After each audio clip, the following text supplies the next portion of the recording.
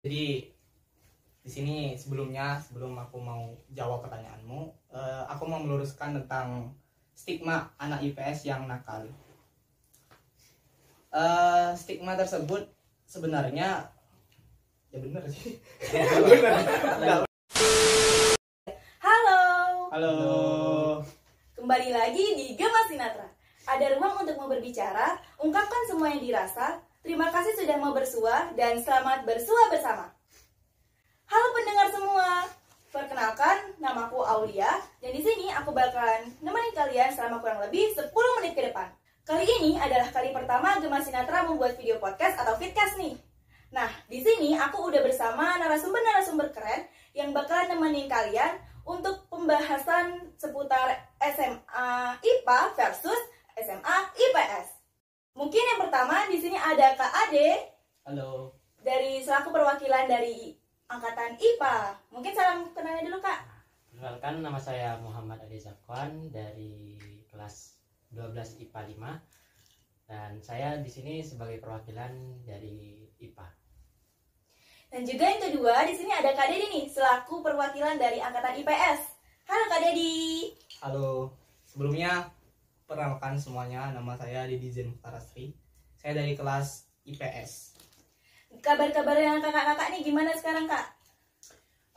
Kalau saya sendiri luar biasa baik. Kalau Kak Dedi gimana, Ya, Kak, sama kabarnya? juga sih. Baik banget.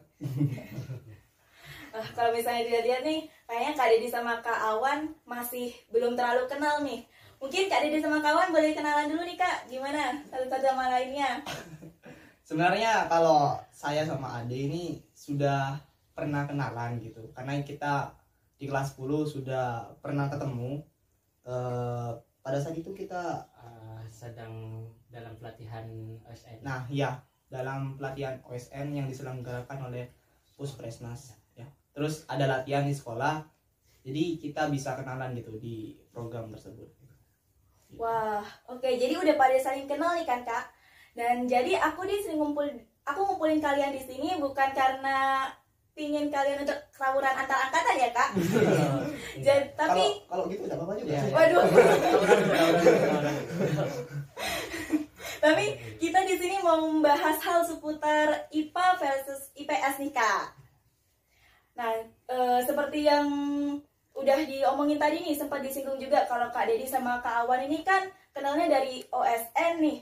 Nah, aku pun pernah dengar dari desas-desus guru, desas-desus siswa, dan dari orang-orang gitu kalau misalnya Kak Dedi sama Kak Awan ini kan siswa yang berprestasi nih di sekolah Amin. kita di SMA Negeri 1 Tenggarang. Amin. Nah, dan tapi tentunya kalau kita bicara tentang SMA, nggak semuanya tentang hal yang berhubungan sama prestasi atau belajar aja kan, Kak? Nah, namanya juga remaja, apalagi remaja SMA. Pasti adalah tentang nakal-nakalnya atau hal-hal percintaannya dalam dunia SMA ini. Jadi, aku mau tanya nih, Kak, aku penasaran banget. Gimana sih nakalnya dari anak IPS itu terlepas dari stigma yang katanya anak IPS itu anak yang nakal gitu, Kak? Ya, jadi di sini sebelum aku mau jawab pertanyaanmu, aku mau meluruskan tentang stigma anak IPS yang nakal. Stigma tersebut sebenarnya ya benar sih. benar. Emang benar. Anak IPS tuh emang lebih nakal lah istilahnya. Tapi nakalnya enggak gimana ya? Ya masih dalam batas wajar gitu. Ya kita juga bisa bersaing sama anak IPA. Walaupun ya anak IPA ya kamu lebih hebat. Jelaskan dong, Kak, ada gimana tuh? Enggak, gini. Mungkin anak IPA itu lebih menonjol di bidang akademiknya. Nah, kalau anak IPS mungkin di bidang non akademiknya. Mungkin kayak gitu ya, kurang lebih. Enggak.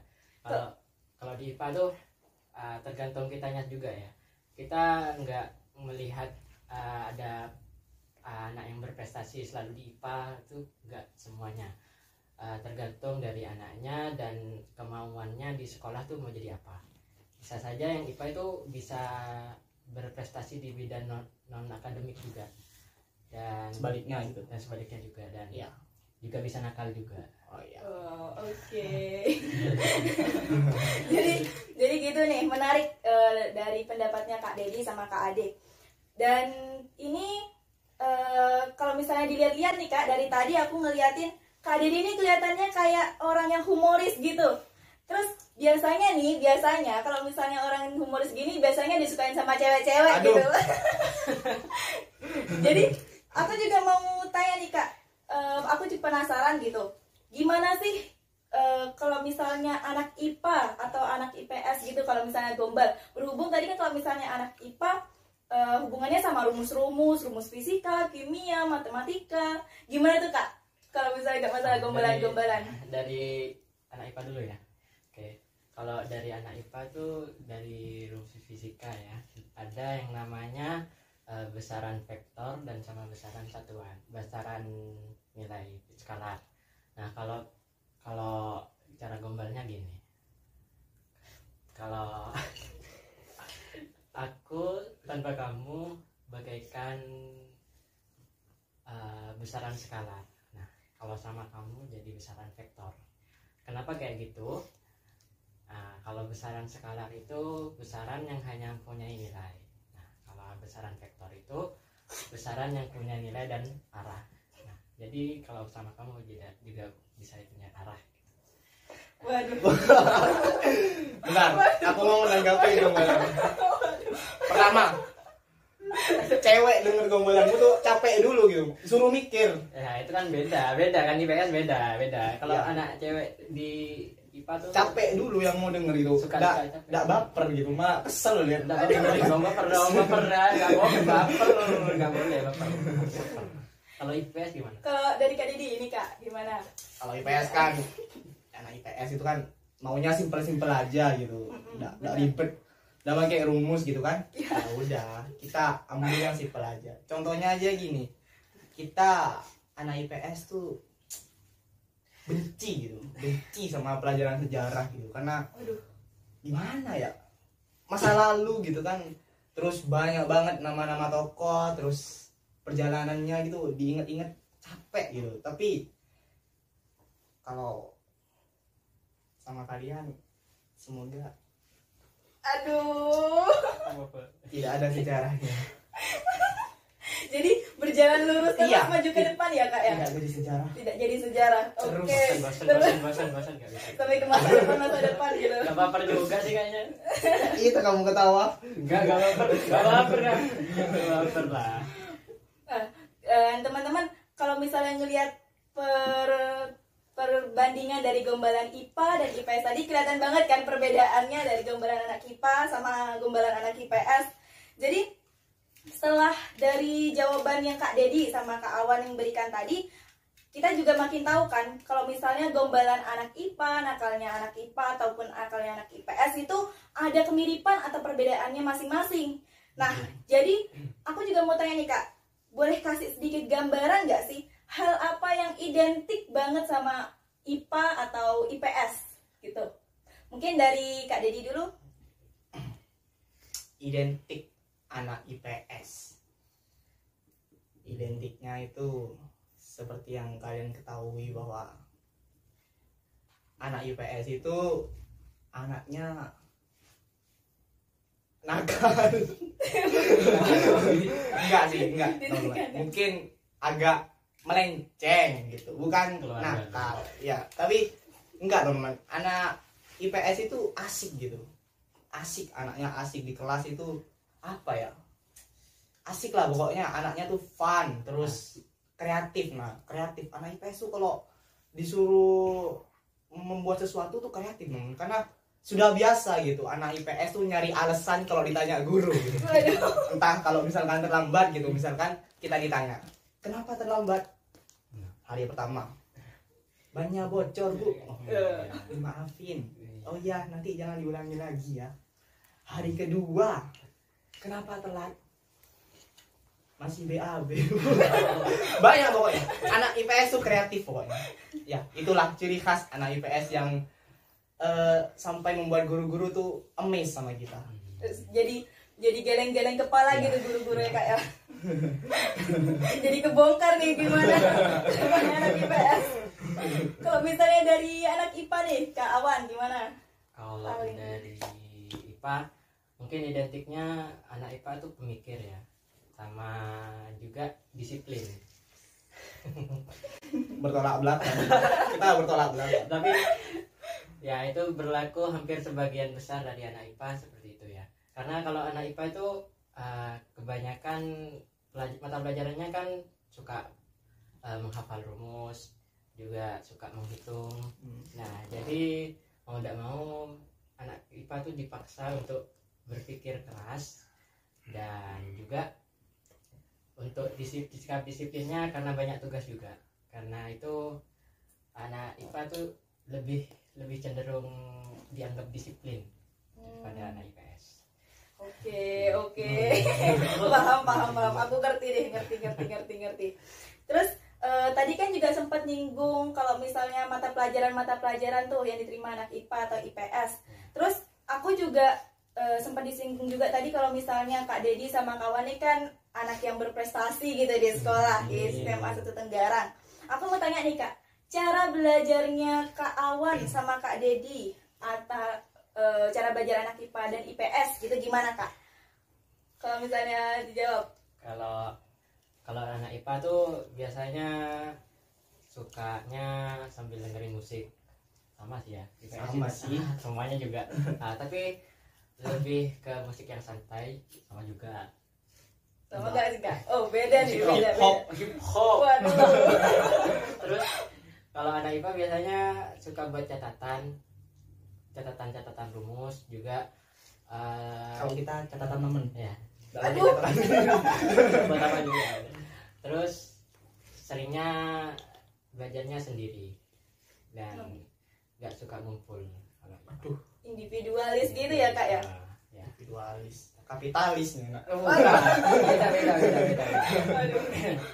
Kalau misalnya dari Kak Dedi nih selaku anak IPS gimana cara belajarnya Kak? Kalau cara belajar sebenarnya tuh kita dari ribet-ribet amat gitu kan, ya anak IPS gitu, simple, dari mata pelajarannya aja lebih dikit gitu bisa dibilang ya, karena menurut saya tuh masuk IPS tuh sebuah privilege gitu, kita dapat tugas lebih dikit, terus kalau kita ngerjain tugas dimakluminnya tuh lebih logis daripada anak IPA gitu, karena stigmanya sudah terbentuk dari dulu gitu kan. Terus kalau masuk IPS tuh juga enak gitu, saingannya dikit karena kita cuma 3 kelas kan. Kalau anak MIPA berapa? 6 kelas, kita cuma saingannya 3 kelas. Cuma 6. Oh iya, maksudnya 6. Terus mungkin agak melenceng ya, itu cuma sedikit lah informasi tentang IPS. Terus cara belajarnya ya, cara belajar sih kita nggak muluk-muluk amat sih, palingan ya mungkin seminggu sekali gitu. Kalau besoknya ulangan tuh malamnya baru belajar. Terus kalau minggu dulunya enggak gitu kan, kita mabar main gitu, Mabar number 1 gitu iya, Kak. kantin. Boleh. Paham. Jadi kalau misalnya kita lihat nih, kita jadi tahu kan kalau misalnya cara belajar Kak Dedi sama Kak Awan selaku anak IPA dan IPS itu gimana. Siapa tahu juga mungkin teman-teman atau kita semua mau ikutin cara belajarnya mereka supaya bisa jadi siswa yang berprestasi juga kayak mereka gitu. Jadi siswa yang si paling ambis gitu kan. Selanjutnya mungkin kakak-kakak ini pernah dengar nggak sih Kak tentang beberapa hal yang terbaru di dunia pendidikan, khususnya di sekolah menengah atas di seluruh Indonesia, termasuk di SMA Negeri 1 Tenggarang sendiri, yaitu tentang perubahan kurikulum merdeka untuk yang di tahun ini. Gimana nih Kak pendapatnya Kakak Ade sama Kak Dedi selaku, kan angkatan kalian nggak pakai kurikulum merdeka nih, pakai kurikulum K13. Gimana nih Kak pendapatnya? Jujur kalau saya sih bingung ya, kenapa? Karena kurikulum merdeka ini seperti tidak menjuruskan anak-anak kepilihannya, murid-murid kepilihannya, karena kalau sudah di sana nanti di perguruan tinggi, mungkin mereka akan kesulitan dan mereka merasa tidak tertuju pada satu titik gitu. Nah kalau sekarang kan kita udah ada IPA IPS tuh, nah kita udah tahu pilihan yang mana yang benar, dan untuk sekarang sih menurut saya itu sangat membingungkan. Kalau misalnya dari Kak Dedi selaku IPS, gimana Kak? Kalau menurut saya kurikulum Merdeka itu bagus dan malah harus kayak gini gitu dari dulu, malah nggak membingungkan. Oke. Jadi saya agak Jadi bertolak belakang. iya Karena berbeda nih. IPA IPS Iya, harus berbeda. Secara lahir kita sudah rival. terlahir berbeda kita. Jadi Tentukan dulu. punya pendapat berbeda. Kenapa gitu? Karena di sini saya menemukan kasus waktu kelas 10 gitu kan, teman saya gitu masuk IPS tetapi pindah ke IPA gara-gara gengsi gitu, gara-gara cuma mau ikut-ikutan temennya masuk IPA, akhirnya dia pindah dari IPS.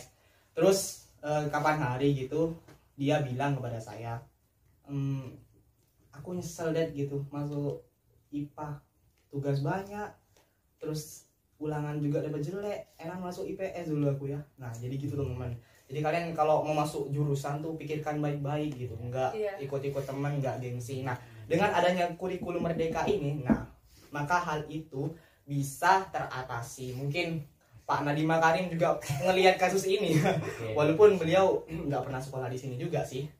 Ya mungkin dengar-dengar gitu dari ponakannya,